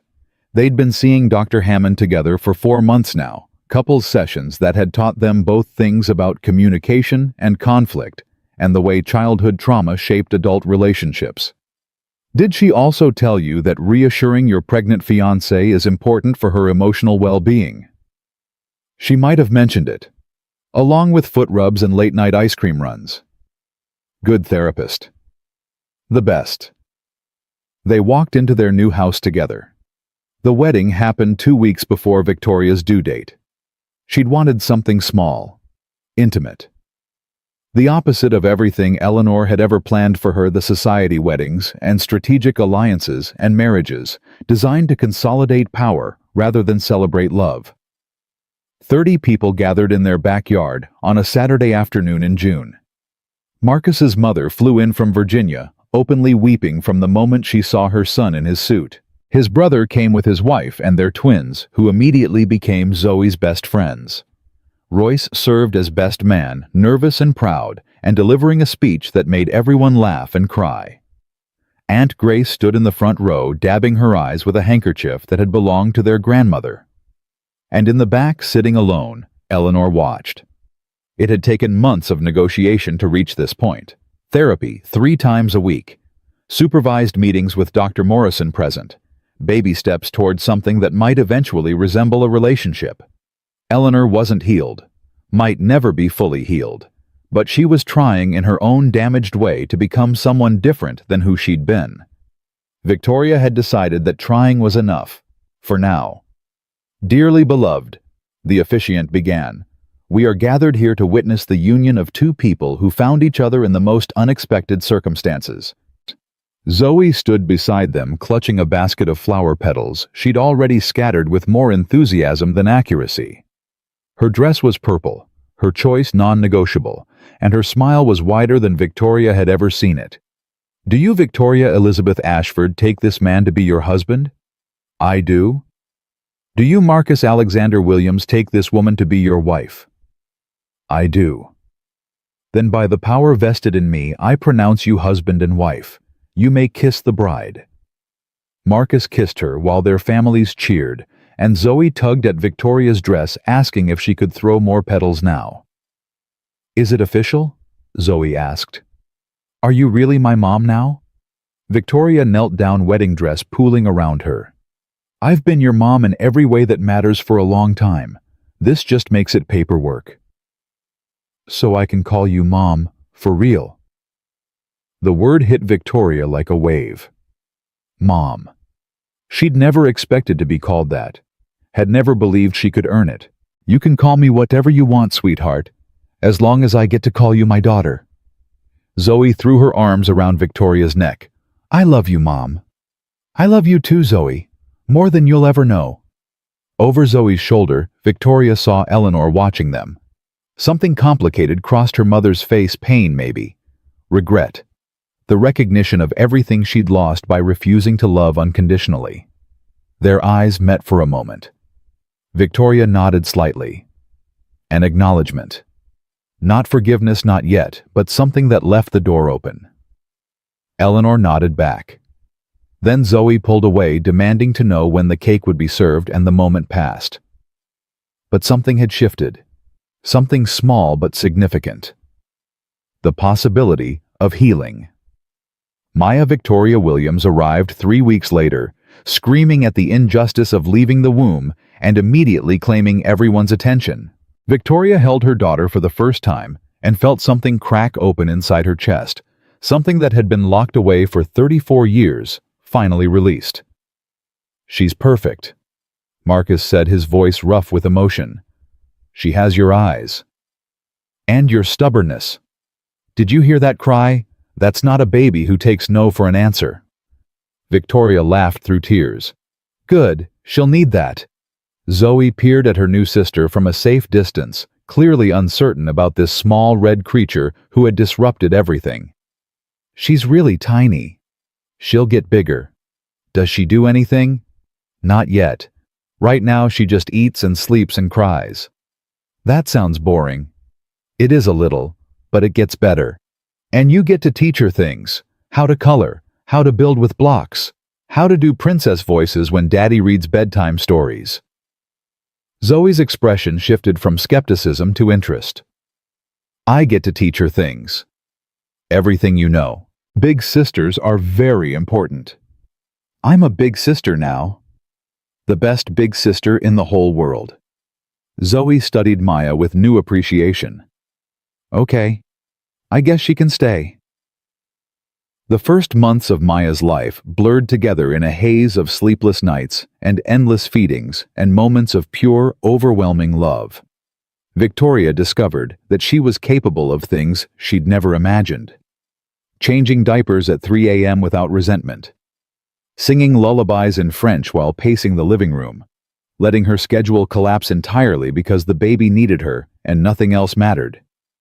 The Ice Queen was melting one moment at a time. You're doing it again, Marcus said one evening. Doing what? That face. The one you make when you're surprised by your own emotions. Victoria looked down at Maya, asleep in her arms. I didn't know I could feel like this. I spent so long believing I was broken, that the part of me that was supposed to love had been trained out of existence. And now I feel everything. It's overwhelming, and terrifying, and wonderful. That's called being a mother. Is this how you felt with Zoe? Every single day, still do. The fear never goes away. You just learn to live with it. Victoria shifted Maya slightly, watching her daughter's tiny face twitch in sleep. My mother called today. Marcus tensed. What did she want? To ask about the baby. She saw the birth announcement online. She wanted to know if I was okay. What did you tell her? I told her the truth.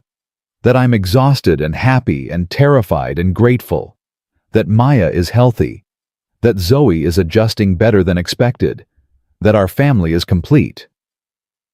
Did she ask to meet Maya? Yes.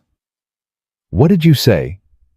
Victoria had been thinking about this for weeks, weighing the risks against the possibilities, trying to decide what kind of grandmother Eleanor could become if given the chance. I said maybe, eventually. If she keeps going to therapy, if she keeps working on herself, if Dr. Morrison agrees she's ready. You're giving her another chance. I'm giving her the possibility of a chance. There's a difference. Is there? She missed my entire childhood by choosing control over love. She doesn't get to miss Maya's childhood too, not if she's willing to change. Marcus was quiet for a long moment. You're a better person than I am. I'm not. I'm just tired of carrying anger. It's heavy, and I'd rather use that energy loving our kids than hating my mother. Dr. Hammond would be proud of that insight. Dr. Hammond charges $400 an hour. She should be proud of something. Maya stirred, making the small sounds that preceded waking. Victoria rocked her, gently murmuring words she'd never expected to say. It's okay, little one. Mommy's here. You're safe. The word still felt strange in her mouth. Mommy. Such a simple word for such a complicated identity. But it was hers now. She'd earned it. The first supervised visit with Eleanor happened when Maya was 6 months old. Dr. Morrison was present along with Marcus and Zoe, and enough tension to fill a football stadium. Eleanor sat stiffly in their living room looking at her granddaughter with an expression Victoria couldn't quite read. She's beautiful, Eleanor said finally. She has your grandmother's chin. She has Marcus's eyes. I noticed. Eleanor paused. He's good with her. I can see that. He's good with all of us. I know. I was wrong about him, about a lot of things. The admission hung in the air. Eleanor Ashford didn't apologize, didn't admit mistakes.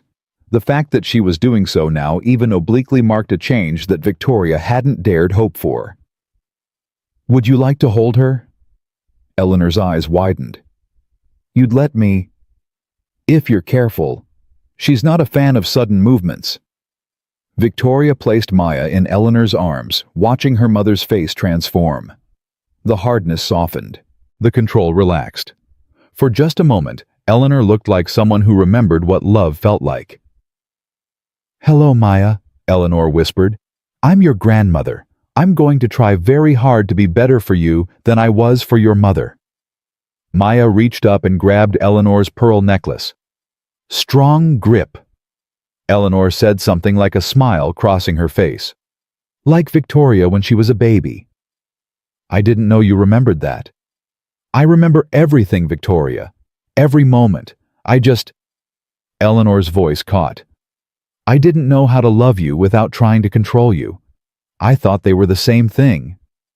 They're not. I know that now. It took me 64 years and losing everything, but I know it now.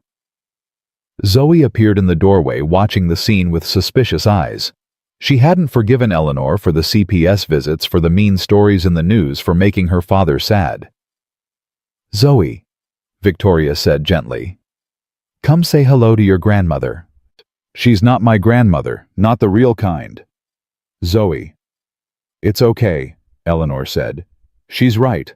I haven't earned that title. Not yet. She looked at Zoe with something that might have been respect. But I'd like to try if you'll let me. I'm not very good at being nice. I'm learning.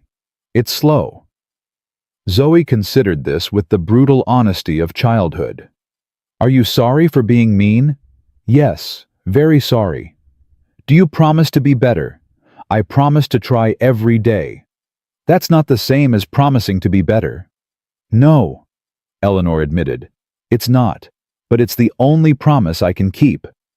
Zoe studied her grandmother for a long moment. Then she nodded once decisively.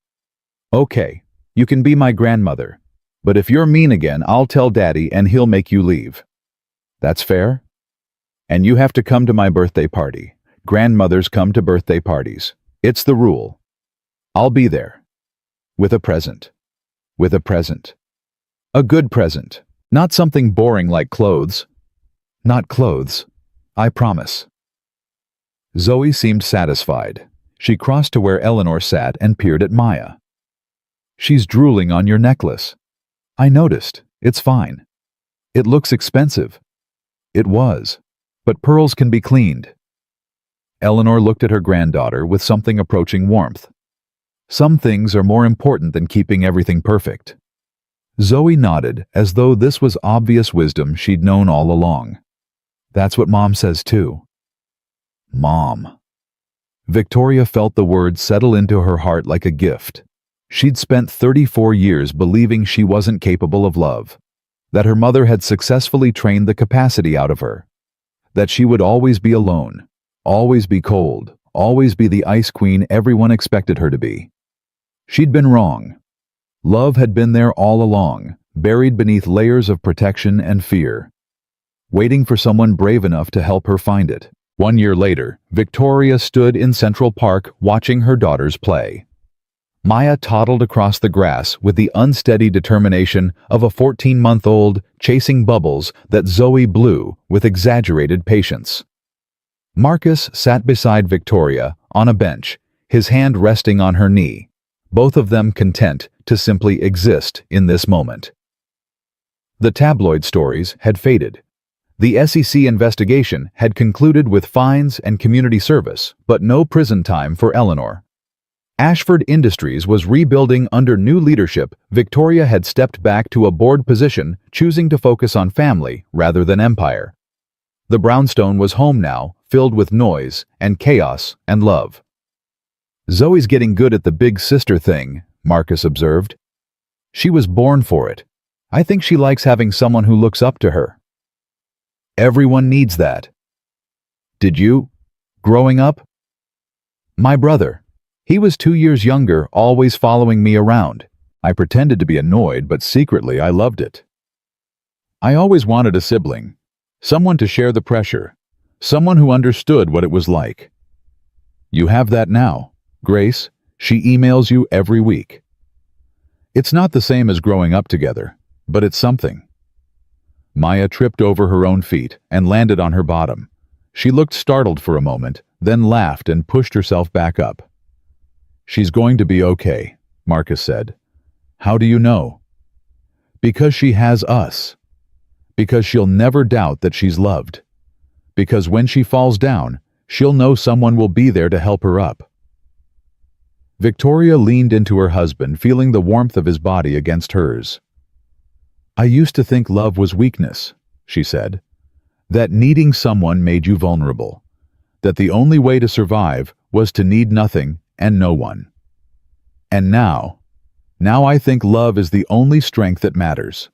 Everything else, money, power, control, it's all just distraction. The only thing that actually makes life worth living is the people you share it with. That's very philosophical for a Saturday afternoon. I've been doing a lot of thinking. About what? Victoria watched her daughters. Zoe was now demonstrating cartwheels while Maya clapped and shrieked with approval. About who I want to be. Not who my mother tried to make me. Not who the business world expected me to be. Just Me. And who is that? A wife, a mother, a sister to Grace, a daughter who's learning to forgive, someone who feels things, even the hard things, and doesn't hide from them. That sounds like someone I'd want to spend my life with. Good, because you're stuck with me now. Marcus laughed. Funny, I was just thinking the same thing. Eleanor appeared at the edge of the park, walking slowly toward them. She came to family gatherings now supervised, monitored, still working through decades of damage with Dr. Morrison's help. She wasn't the grandmother Victoria had wished for as a child, but she was trying, and trying, Victoria had learned, was the beginning of everything. Grandma! Zoe spotted her first and ran over to drag Eleanor toward the bubble activity. You have to help. Maya needs more bubbles and my arm is tired. I think I can manage bubbles, Eleanor said, allowing herself to be led. Victoria watched her mother kneel on the grass in clothes that cost more than most people's monthly rent, blowing bubbles for grandchildren she'd almost never known. She's getting better, Marcus said quietly. She's trying. That's all I can ask. It's more than she gave you. I know, but I don't want to be like her. I don't want to hold grudges until they poison everything. I want to break the cycle. For our kids, for their kids, for everyone who comes after. You already have. Victoria looked at him. Have I? Victoria, you were raised by a woman who locked you in rooms and killed your pets to teach you not to feel. And you became someone who loves so fiercely that you're willing to forgive even her. That's not just breaking the cycle, that's obliterating it. The words settled into Victoria's chest like sunlight. Maya came toddling back, arms raised, demanding to be picked up. Victoria scooped her daughter onto her lap and held her close, breathing in the smell of baby shampoo and grass and summer air. Mama, Maya said, patting Victoria's face with clumsy hands. Mama. Yes, baby. I'm here. Mama's here. She would always be here. For Maya. For Zoe. For Marcus. For the family she'd built against impossible odds. The Ice Queen had melted completely. In her place stood someone new. Someone soft and strong at the same time. Someone who had learned that vulnerability wasn't weakness. It was the bravest thing a person could be. Victoria thought about the woman she'd been 18 months ago. Standing alone in her penthouse, scrolling through fertility clinic websites, convinced she would never be capable of love. That woman felt like a stranger now. A stranger who had needed exactly what Victoria had found: a single father with a Honda Civic and a daughter who asked hard questions. A family that welcomed her despite her sharp edges. A chance to become something different than what she'd been made to be. Some people said Ice Queens couldn't change. Victoria Ashford Williams was living proof they were wrong.